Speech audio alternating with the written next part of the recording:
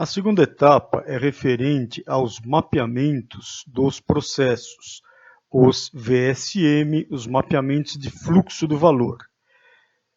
Esse é o ponto principal da aplicação do Lean, ou para, podemos dizer, iniciar a transformação Lean, porque é com base nos mapeamentos é que nós vamos enxergar todos os desperdícios, identificar as oportunidades de melhoria e com base na situação do mapeamento chamado estado atual, nós vamos pensar e planejar o estado futuro, ou seja, quais são aquelas melhorias que nós vamos propor, quais são os kaizens que nós devemos fazer. De uma forma estruturada, aqui os VSM estão mais ligados às ideias da metodologia A3, para representarmos numa folha A3 todo o resumo de um projeto, qual é o estado atual, qual é o estado futuro, quais as ações que temos que fazer para caminhar do estado atual para chegar no estado futuro, quanto tempo vamos demorar e assim por diante. Também conceitos fortes de just-in-time, o ataque aos desperdícios, identificação e eliminação dos desperdícios. Entram os conceitos do takt time, do tempo de cadência das operações, o nosso ritmo de produção, conceitos do sistema puxado, porque nós vamos pensar no estado futuro em eliminar desperdícios, trabalhar com just-in-time, vamos olhar takt time e lead time e vamos pensar em adotar conceito do sistema puxado de produção. O VSM, Value Stream Mapping, que é o mapeamento do fluxo de valor, ele vai ser importantíssimo para essa nossa transformação. Primeiro, nós temos que construir o estado atual. O que é o estado atual? Irmos até a operação e, de uma forma esquemática, representarmos como as coisas se movimentam na situação atual.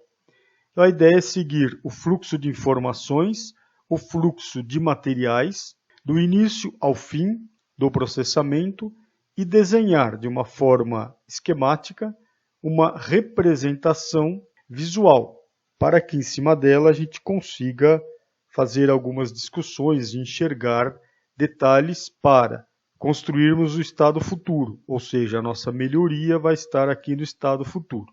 Estado atual é a representação do fluxo de informações e fluxo de materiais, como realmente ele ocorre, exatamente como ele é, aquela ideia da fotografia atual.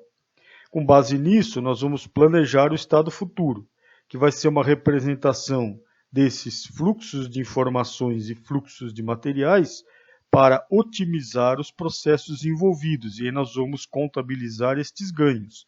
O conceito aqui é representarmos como deveria ser, com base no que é, do ponto de vista de agregação de valor com base no cliente, aquilo que o cliente quer, para que daí vamos buscar as nossas melhorias.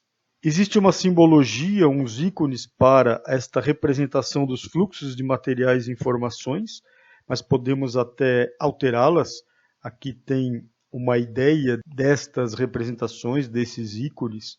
Para cada operação, nós vamos montar uma caixa de dados. E essa caixa de dados devem ter dados referentes àquela operação para nos ajudar nas discussões para buscar a melhoria. O que devemos ter nessas caixas de dados? Pelo menos informações sobre o tempo de ciclo daquela operação, quanto tempo demoramos para executar aquela operação. Sempre a base dos VSMs, é bom lembrar, que é o tempo de uma peça de um produto. Estamos acompanhando o processamento de um produto, porque queremos enxergar ou partir para produção de lotes cada vez menores. Então, o tempo de ciclo da operação para um processamento deve estar descrito nesta caixa de dados para cada operação mapeada.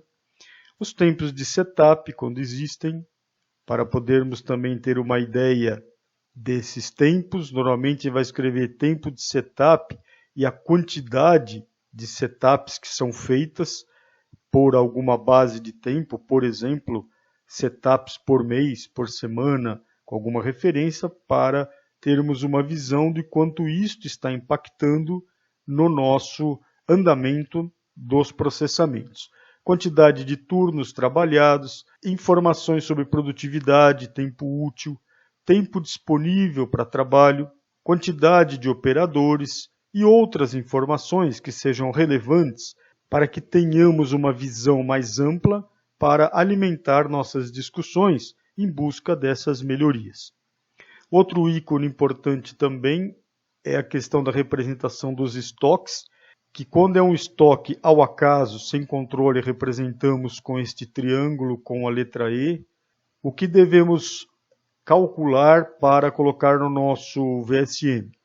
Esta quantidade de estoque, a quantidade de peças ou produtos que fica, em média, nos locais onde formam esses estoques, sejam eles planejados ou não, mas aqui a ideia dentro do VSM é identificarmos aqueles estoques não controlados, mas tudo que for estoque nós vamos representar e nós vamos converter esses estoques ou essas quantidades de produtos que tem em cada ponto do nosso processo em tempos de consumo, porque depois nós vamos querer calcular no VSM quanto tempo demora para atravessar o nosso processo, que é a questão do lead time.